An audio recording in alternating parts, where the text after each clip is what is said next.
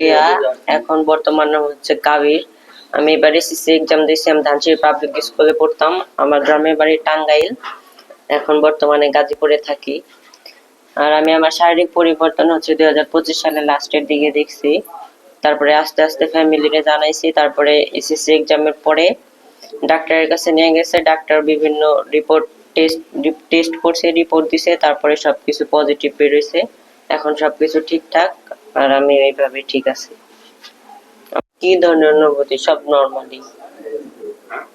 যারা এই যে সায়েন্স নিয়ে পড়ালেখা করছে তারা তো বুঝে, এরা নিয়ে আতঙ্ক হওয়ার কিছু নাই। আমি আগে থেকে জানতাম, বুঝতে পারছি, আমি তেমন কিছু মনে করি নাই। এটা বাহিরের দেশে আরো কমন, বাংলাদেশের মানুষ একটু অন্যরকম, এরা বুঝে না তাই এত বেশি মাতামাতি করে।